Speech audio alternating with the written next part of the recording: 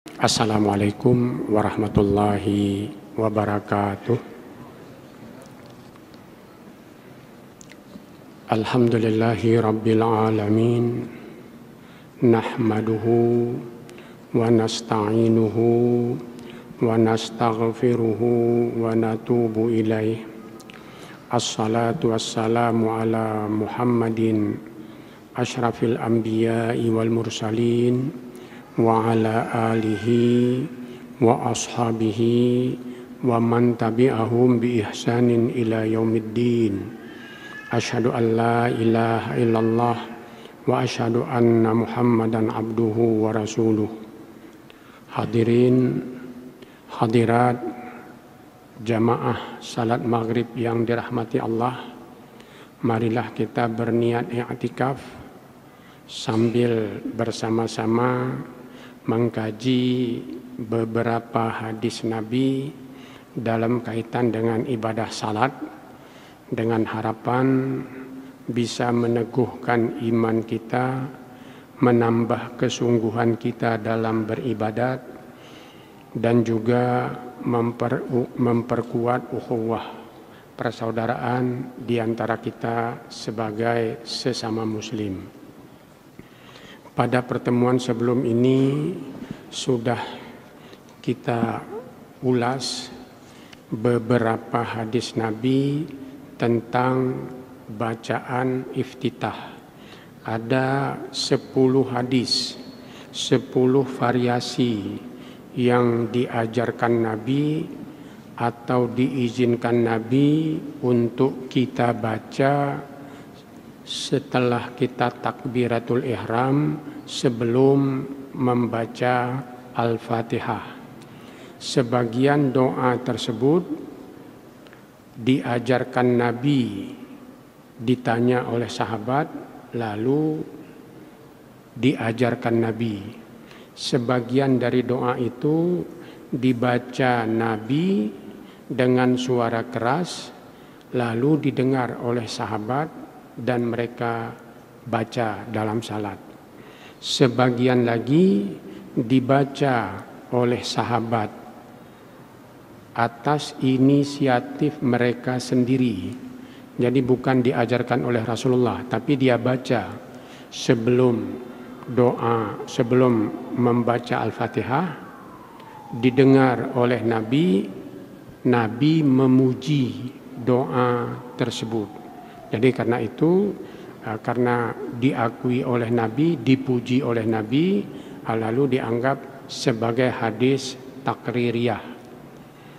Kemudian para ulama memilih salah satu dari doa-doa ini untuk diajarkan di dalam madhab, walaupun mereka mengakui doa yang lain juga sah untuk dibaca. Doa yang banyak dibaca oleh kaum muslimin di Indonesia, wajjahtu Allahu akbar kabira walhamdulillahi katsira, dan seterusnya, wajjahtu wajhiya lillati fataras samawati wal arda, sampai ke ujung. Ini adalah gabungan dari 2 hadis. Jadi itu bukan satu doa yang dibaca Nabi penuh seperti itu, tapi itu ada 2 hadis. Jadi Allahu akbar kabira walhamdulillahi katsira itu doa yang dibaca oleh seorang sahabat dalam salatnya, didengar oleh Nabi, lalu dipuji oleh Nabi. Sedangkan wajjahtu wajhiya adalah doa yang sering dibaca Nabi ketika beliau mengerjakan salat malam dan juga salat fardu. Tapi kalau salat malam itu doa yang lebih sering beliau baca. Jadi ya kita ya, karena begitu diajarkan oleh guru-guru kita, menggabungkan 2 hadis ini, lalu kita baca sebagai sebuah doa di dalam iftitah sebelum Al-Fatihah. Hadirin jamaah yang terhormat, jadi dari hadis-hadis itu kita bisa melihat bahwa para ulama pendahulu kita dari imam mazhab dan yang lain-lain memberitahu kita kalau kita mau menggabung, kalau Bapak Ibu menghafal lebih dari lebih dari satu doa iftitah dan itu mau digabung dibaca kedua-duanya atau lebih dari itu, ulama pendahulu kita sudah memberi contoh itu boleh digabung. Jadi seperti tadi Allahu Akbar kabira itu satu hadis berdiri sendiri, wajah tu wajhiya satu hadis berdiri sendiri, lalu itu digabung. Jadi atas dasar ini kalau umpamanya kita mau menggabung doa-doa yang lain, katakanlah kita gabung lagi kepada dua doa ini, Allahumma ba'id baini wa baina khatayaya, atau doa yang lainnya, ya silakan saja. Jadi bacaan yang saya dapat, pendapat para ulama masa lalu mengizinkan kita menggabungkan doa iftitah ini lebih dari satu doa pada satu salat. Ini kalau kita menghafalnya. Pada kesempatan malam ini saya akan menjelaskan bagaimana bacaan Al-Fatihah dan bacaan ayat yang dilakukan oleh Nabi Shallallahu Alaihi Wasallam. Pertama sekali, Nabi di dalam hadis menyatakan kalau kita salat itu mesti membaca Al-Fatihah. Salah sebuah hadisnya itu, la salata liman lam yaqra bi fatihatil kitab. Tidak sah salat sekiranya tidak membaca surat Al-Fatihah. Ini hadis Nabi. Ya, hadis berikutnya lagi, man lam shalla salatan lam yuqra fiha bi ummil Qur'an wa fi riwayatin bi fatihatil kitab fa khiya khidajun ghairu tamam. Rawahu Ahmad serta Bukhari dan Muslim. Siapa yang mengerjakan salat tanpa membaca Ummul Quran atau membaca Fatihah, maka salat itu khidaj, tidak sempurna atau kurang, tidak lengkap. Ini hadis.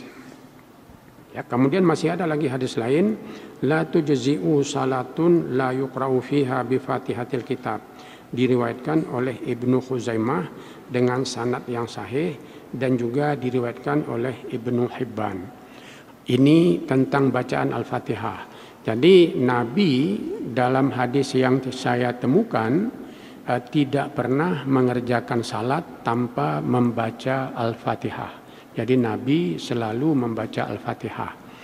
Dalam hadis disebutkan Fatihah ini dibaca pada setiap rakaat. Bukan hanya rakaat pertama, tapi pada setiap rakaat kita mesti membaca Al-Fatihah. Kalau kita kembali ke hadis, jadi ada dua. Pertama, dalam hadis qauliyah. Jadi dalam pernyataan Nabi memerintahkan umat Islam untuk membaca Fatihah pada salatnya. Kemudian di dalam praktiknya Nabi selalu membaca Al-Fatihah ini pada setiap salat, setiap rakaat. Perbedaan pendapat ini bukan keragaman hadis, tapi khilafiyah.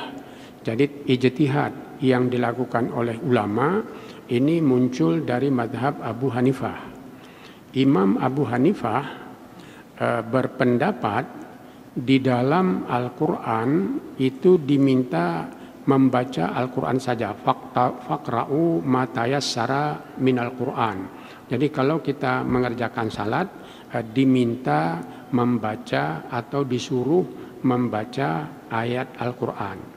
Jadi karena di dalam Al-Quran yang disuruh adalah ayat Al-Quran, bukan Al-Fatihah secara khusus, maka menurut Abu Hanifah membaca Al-Quran saja di dalam salat itu sudah cukup. Itu pendapat beliau. Jadi kalau kita membaca Al-Fatihah itu lebih bagus lagi. Kita itu mengikuti sunnah Nabi. Jadi kita baca Al-Fatihah dalam salat setiap rakaat itu sunnah Nabi dan itu sangat bagus. Tapi kalau tidak membaca Al-Fatihah, hanya membaca surat Al-Quran saja, membaca ayat Al-Quran lain tanpa Al-Fatihah pada setiap rakaat, menurut Abu Hanifah atau mazhab Hanafi, salat itu sah salatnya walaupun tidak mengikuti Nabi. Ini contoh bagaimana para ulama melakukan ijtihad pada masalah ibadat. Saya ulangi kembali, Nabi tidak pernah tidak membaca Al-Fatihah dalam salatnya. Dan Nabi menyuruh secara lisan agar orang yang mengerjakan salat membaca Al-Fatihah.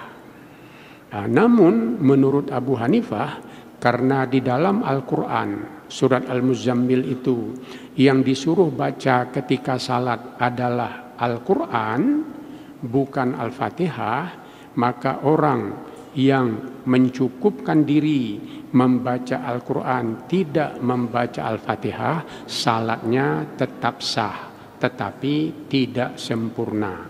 Salat itu tidak mengikuti sunnah Nabi, tetapi tidak boleh dikatakan tidak sah.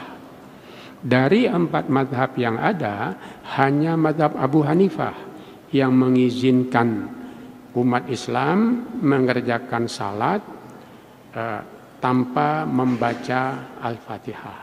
Walaupun dia sebut itu tidak sempurna, itu tidak baik, tetapi tidak bisa dikatakan salat itu tidak sah. Ini yang penting. Ya. Jadi kalau ada orang salat tidak membaca Al-Fatihah, jangan katakan salatnya itu salah. Jangan katakan salatnya tidak sah, karena ada ulama yang menyatakan salat seperti itu boleh. Tapi kalau dikatakan, oh kamu tidak sempurna, salat kamu tidak mengikuti sunnah Nabi, itu betul. Itu betul. Salat kamu tidak mengikuti sunnah Nabi, itu betul. Jadi saya rasa tidak akan ada orang yang berani menyalahkan orang yang berkata salat tanpa membaca Al-Fatihah tidak mengikuti sunnah Nabi. Saya rasa tidak akan ada orang yang berani membantah itu. Karena hadis-hadis semua menyatakan bahwa Nabi secara jelas menyatakan mesti membaca Al-Fatihah di dalam salat. Tapi kalau kita katakan tidak sah salat tanpa membaca Al-Fatihah, itu lain lagi. Kenapa maksud saya lain? Itu bukan masalah sunnah dan tidak sunnah, tetapi masalah pendapat ulama. Jadi ulama menyatakan itu sah. Ya, silakan saja ikuti pendapat ulama. Tapi kalau kita mau mengikuti sunnah, maka mesti membaca Al-Fatihah. Ini masalah tentang Al-Fatihah ini. Kemudian Al-Fatihah ini dibaca pada setiap rakaat. Pada setiap rakaat salat. Apakah itu salat fardu atau salat sunat. Itu wajib. Ya, kalau kita ikuti pendapat jumhur, maka kita mesti membaca Al-Fatihah pada setiap salat itu. Tapi kalau kita mengikuti pendapat Abu Hanifah, artinya kita tidak membaca Al-Fatihah pada setiap rakaat, tukarlah dengan ayat Quran. Kita mesti membaca ayat Al-Quran itu pada setiap rakaat. Jadi tidak boleh ada kita bangun untuk satu rakaat salat tanpa membaca Al-Quran atau tanpa membaca Al-Fatihah. Itu tidak ada ulama yang menyatakan salat seperti itu sah dalam keadaan normal. Saya menyatakan dalam keadaan normal, karena bagi orang yang tidak menghafal Al-Fatihah dan belum menghafal Al-Quran atau punya kesukaran, menurut para ulama boleh menukar bacaan itu dengan zikir atau tasbih yang lain, tetapi itu sudah keadaan darurat. Jadi katakanlah ada orang baru masuk Islam, dia belum menghafal Al-Fatihah, dia boleh membaca terjemahan Al-Fatihah itu sebagai ganti dari Al-Fatihah, dan boleh juga membaca beberapa tasbih dan beberapa zikir mengenai hal tersebut. Ini mengenai bacaan Al-Fatihah tadi. Jadi ini umpamanya hadis yang menyatakan anna Nabiya sallallahu alaihi wasallam allama rajulan as-salata faqala in kana ma'aka Qur'anun faqra'u wa illa fahmidhu wa kabbirhu wa hallilhu tsummarka. Jadi hadis ini diriwayatkan oleh Abu Daud, Tirmizi, dan dianggap sebagai oleh Tirmizi dianggapnya sebagai hadis hasan, dan juga diriwayatkan oleh Nasai dan Baihaqi. Nabi SAW mengajarkan salat kepada seorang laki-laki, Lalu beliau berkata, kalau kamu sudah menghafal ayat Al-Quran, maka bacalah ayat itu di dalam salatmu. Jadi kalau kamu sudah menghafal ayat Al-Quran. Tapi kalau kamu belum menghafal ayat Al-Quran, maka bacalah tahmid, Alhamdulillahirrabbilalamin, atau tahlil, La ilaha illallah, atau takbir, Allahu Akbar. Kemudian sesudah itu rukuklah. Jadi ada hadis yang menyatakan bagi orang yang belum mampu menghafal Al-Fatihah, belum mampu menghafal Al-Quran, boleh salat dengan membaca, kalau hadis tadi membaca tahmid, membaca tahlil, dan membaca takbir, sesudah itu ruku. Tapi para ulama memperluas pendapat ini, boleh membaca terjemahan surat Al-Fatihah, ya, meresapi isi, jadi bacakan terjemahannya, atau ayat-ayat yang lain, ya, tapi ini tadi maaf, atau tasbih yang lain, ya, jadi tasbih yang lain, terjemahan Al-Fatihah atau tasbih yang lain apa saja. Ini antara lain didasarkan kepada bahwa zikir yang paling afdal itu adalah La ilaha illallah, kemudian subhanallah, kemudian alhamdulillah, Allahu Akbar. Ini ada 4 zikir ini.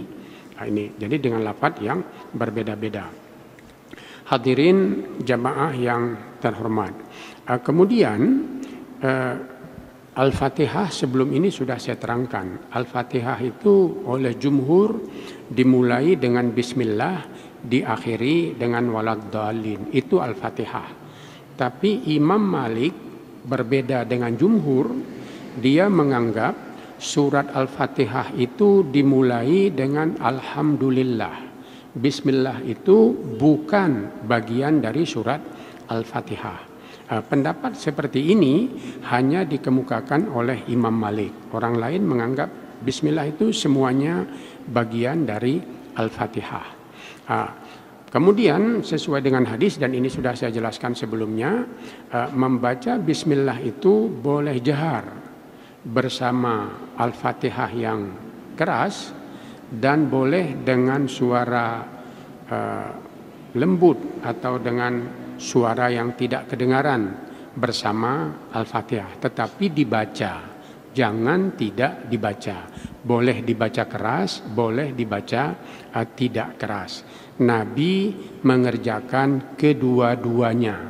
Jadi kalau kadang-kadang kita membaca bismillah keras bersama alhamdulillah yang keras, dan kadang-kadang membaca bismillah yang sir bersama alhamdulillah yang jahar, itu dua-duanya sunnah Rasulullah.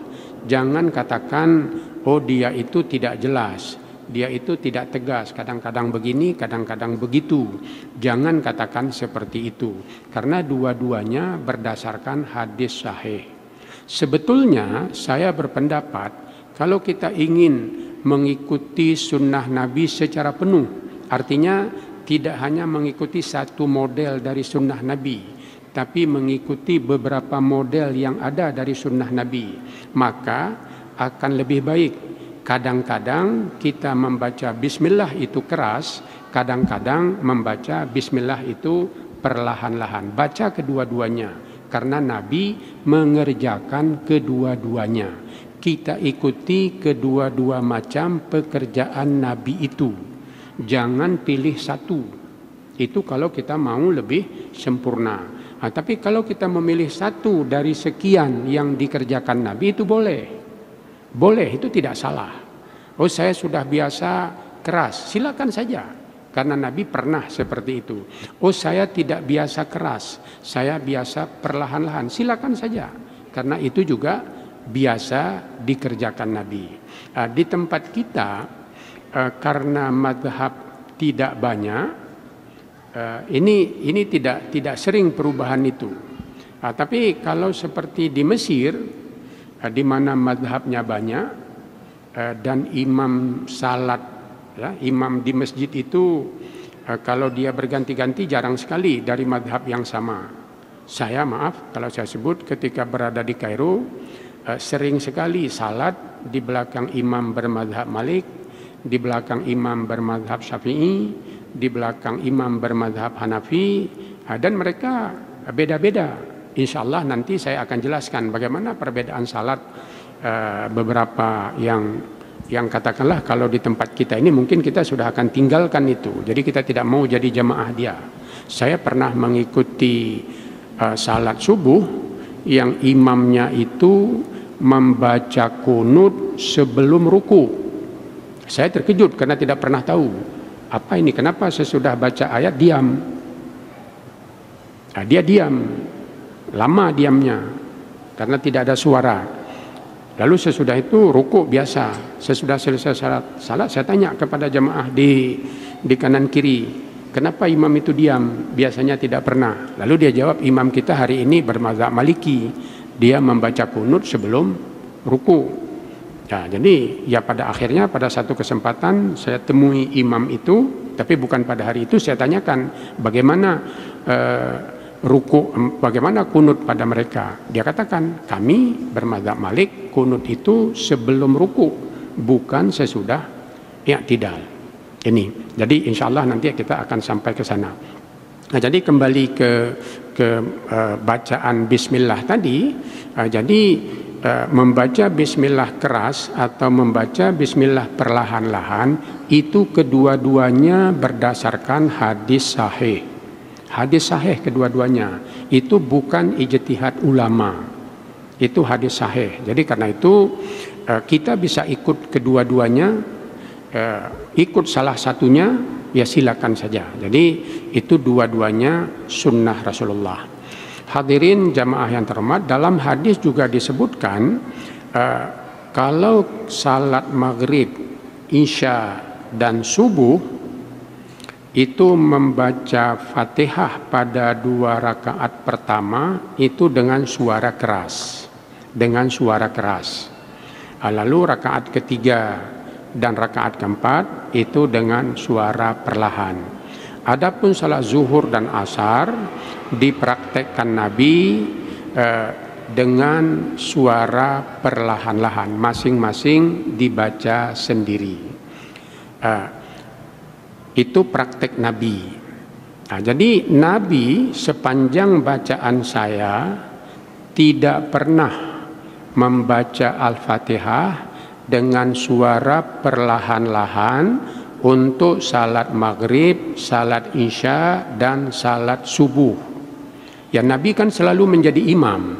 Dia tidak pernah menjadi makmum. Jadi karena dia tidak pernah menjadi makmum atau tidak pernah salat sendiri, ya, Nabi tidak pernah mengerjakan salat fardu sendirian. Nabi selalu mengerjakan salat fardu berjamaah dan selalu menjadi imam kecuali ketika dia sakit, hanya itu. Di luar itu tidak pernah.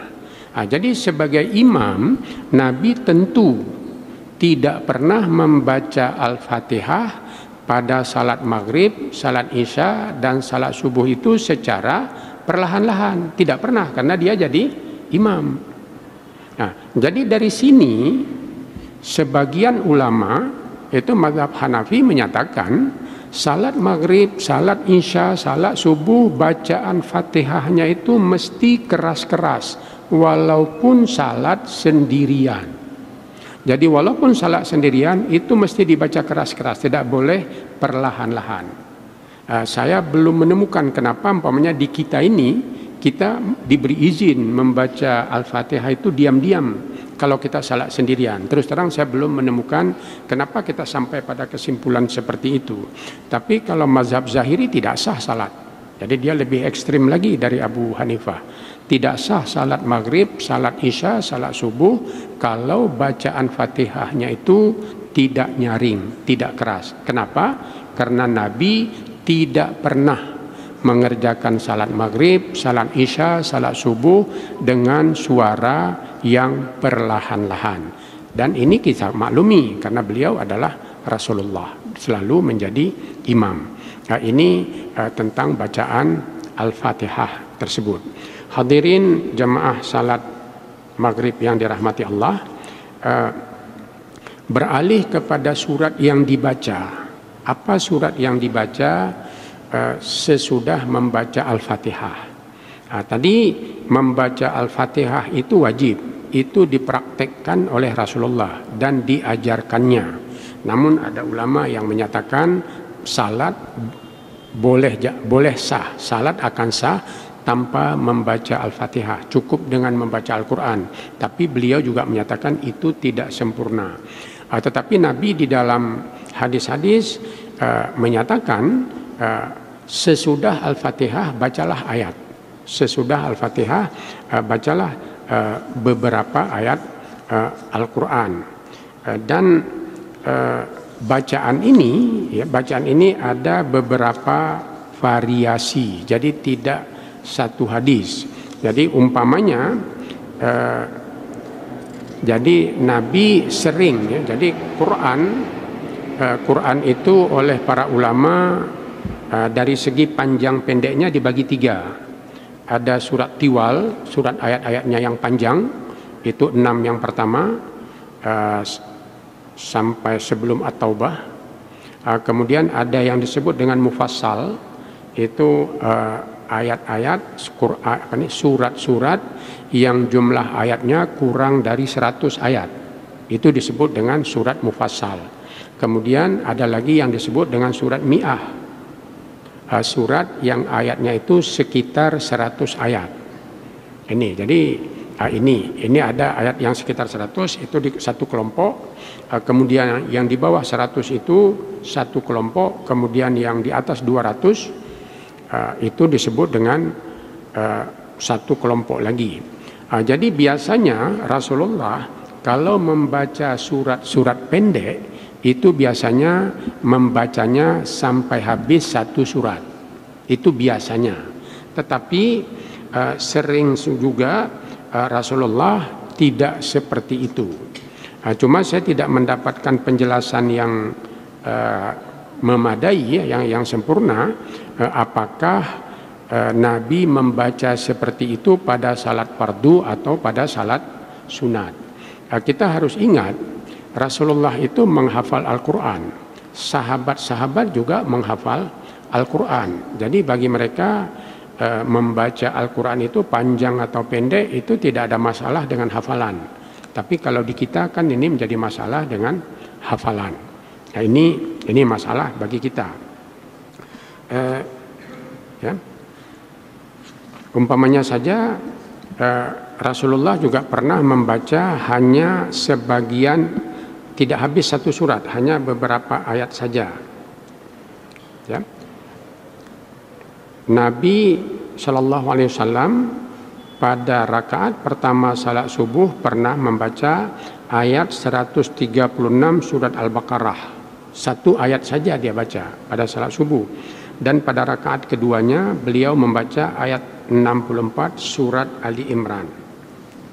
Nah, ini contoh. Jadi Rasulullah hanya membaca satu ayat saja pada satu rakaat. Itu ada hadisnya. Kemudian ada lagi Rasulullah membaca lebih dari satu surat sekaligus. Disebutkan dalam sebuah hadis dari Huzaifah bin Yaman, Rasulullah Shallallahu Alaihi Wasallam pernah mengerjakan salat malam. Ingat, bukan salat fardu, salat malam. Di situ beliau membaca surat Al-Baqarah. Lalu sesudah itu membaca surat An-Nisa. Sesudah itu menyambung surat Ali Imran. Jadi 3 surat ini beliau baca pada satu rakaat salat malam. Satu rakaat salat malam. Ini 3 surat ini beliau baca sampai selesai. Setiap kali bertemu dengan ayat yang menceritakan pensucian Allah, beliau bertasbih. Setiap kali bertemu dengan ayat yang menceritakan rahmat Allah, beliau senantiasa berhenti sejenak untuk berdoa, mengajukan permohonan. Dan setiap bertemu ayat yang menceritakan azab Allah, beliau berhenti sejenak untuk memohon perlindungan. Ini beliau lakukan pada salat malam, bukan salat fardu.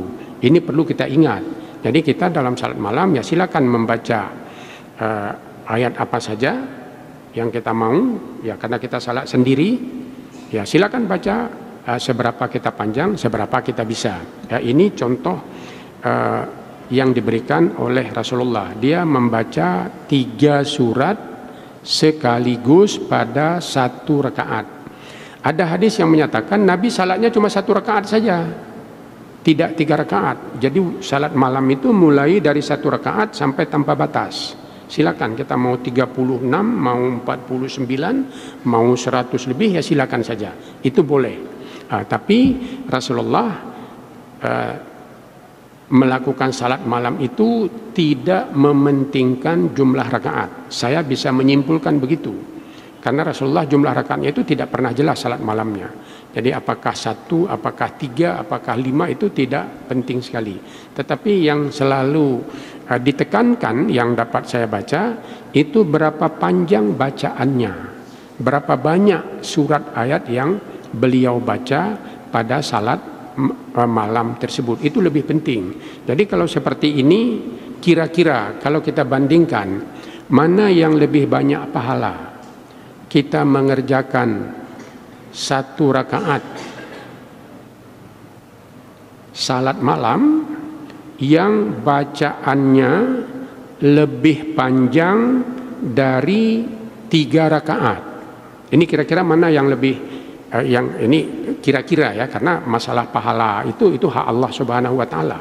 Tapi kalau kita ingin merenungkan kepada diri kita, apa yang sebetulnya lebih kita pentingkan pada salat malam ini? Kalau hadis Nabi tadi panjang bacaannya. Jadi kalau umpamanya kita membaca ayat dalam salat malam yang sangat panjang sehingga waktunya lebih banyak dari kalau kita salat 3 rakaat dengan ayat yang pendek-pendek. Nah ini bagaimana? Apakah ini bisa kita bandingkan? Saya tidak berani membandingkannya. Tapi saya tidak berani menyatakan yang salat 3 rakaat pendek-pendek itu lebih bagus dari 1 rakaat yang panjang. Saya tidak berani berkata seperti itu. Karena Rasulullah pernah salat hanya dengan 1 rakaat saja. Dia tidak mementingkan rakaatnya. Salat malam dia hanya 1 rakaat, tapi 3 surat dia baca. Dia baca Al-Baqarah, dia baca Ali Imran, kemudian maaf kalau di sini disebut Al-Baqarah dulu, kemudian An-Nisa, baru kemudian Ali Imran. Jadi urutannya tidak seperti di dalam Al-Quran. Nah, jadi bukan Ali Imran baru An-Nisa, tapi An-Nisa dulu baru Ali Imran. Ya. Jadi silakan saja, terserah kepada kita. Jadi pada salat malam kita bisa katakan yang penting itu bukan jumlah rakaatnya, tetapi berapa panjang kita salat, berapa banyak ayat yang kita baca, berapa sungguh kita memanjatkan doa kepada Allah Subhanahu wa ta'ala. Kalau di dalam hadis Aisyah kan disebutkan Nabi tidak pernah salat lebih dari 11 rakaat. Tapi kita bisa menafsirkan hadis itu salat yang dilihat Aisyah. Tapi Nabi kan tidak mengerjakan salat malam di rumah Aisyah saja. Beliau masih mempunyai beberapa istri yang lain. Jadi mungkin saja Nabi mengerjakan salat malam di rumah istri yang lain dengan jumlah rakaat yang lebih banyak dari 11 tersebut. Ini umpamanya. Dan kemudian juga Nabi kadang-kadang mengerjakan salat malam itu tidak di rumah istrinya. Kalau dia sedang dalam perjalanan, tentu dia akan salat malam di dalam perjalanan itu. Dan itu dilihat oleh sahabat-sahabat yang lain, tidak dilihat oleh istri beliau. Beliau juga kadang-kadang mengerjakan salat malam ini di masjid, walaupun itu jarang sekali. Nabi Muhammad sedikit sekali mengerjakan salat malam di masjid. Dia selalu mengerjakan salat malam itu tidak di masjid. Hadirin hadirat jamaah yang terhormat, jadi mungkin untuk mendekatkan, lalu bagaimana sekarang kita mengerjakan salat malam? Kita tidak menghafal Al-Quran. Bagaimana kita mau membaca panjang-panjang? Kita tidak hafal Al-Quran. Para ulama berkata, untuk salat sunat, ya, bukan salat fardu, Pak. Untuk salat sunat kita boleh salat membaca Al-Quran sambil memegang kertas. Ya, silakan saja. Salat sunat boleh. Nah, jadi salat fardu saya tidak dapatkan pendapat ulama seperti itu. Tapi untuk salat sunat iya. Jadi kalau umpamanya jamaah melihat salat tarawih di Masjid Haram, ya imamnya karena hafid, dia tidak memegang Quran. Tapi jamaah yang di belakang, kalau bapak-bapak, ibu-ibu melihat TV dengan teliti, itu akan melihat ada jamaah paling kurang sebagian. Ya, kalau dikatakan banyak mungkin juga tidak. Tetapi ada jamaah makmum yang dia memegang Quran mengikuti bacaan imam.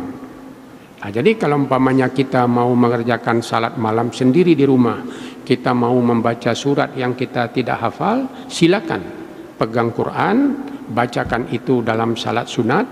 Sesudah itu ruku, nanti pada rakaat kedua kalau mau ambil lagi Qurannya, baca lagi. Nah, jadi ini diizinkan para ulama. Para ulama mengizinkannya. Dan kalau ini mau kita bandingkan, ada beberapa pekerjaan lain, umpamanya saja khutbah Jumat. Kalau kita lihat khutbah Jumat itu ibadah. Jadi khutbah Jumat itu bagian dari sunnah Rasulullah. Itu bagian dari salat Jumat yang tidak bisa diabaikan. Kalau kita lihat kepada Nabi tidak pernah memegang teks ketika khutbah.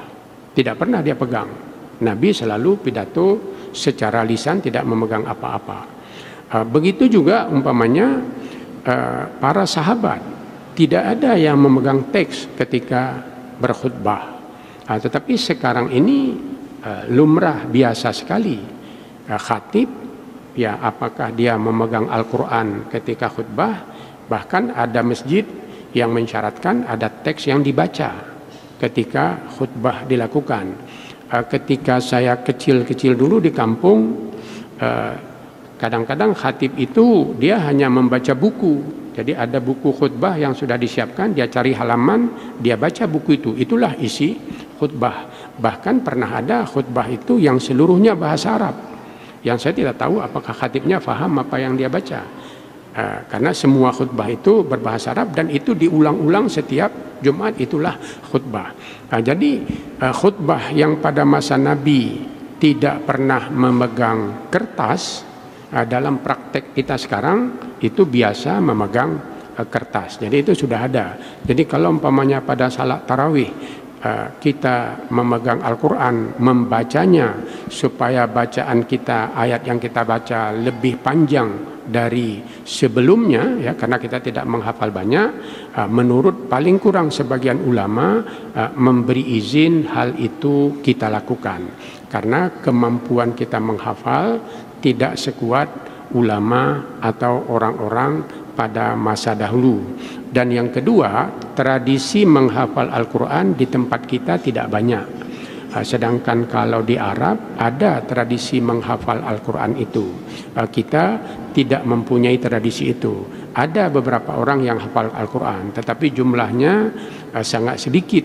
Jadi kan sedangkan salat malam itu kita kerjakan sendiri-sendiri. Jadi karena kita kerjakan sendiri-sendiri, ya tentu baca orang lain menghafal Quran tidak banyak pengaruhnya kepada kita. Ini mengenai bacaan ayat tadi. Hadirin jamaah yang terhormat, ya, ini umpamanya ayat lain ini mengatakan, Ibnu Mas'ud menyatakan, berkata, aku telah mengenal surat-surat sepadan yang biasa dibaca oleh Rasulullah secara beruntun.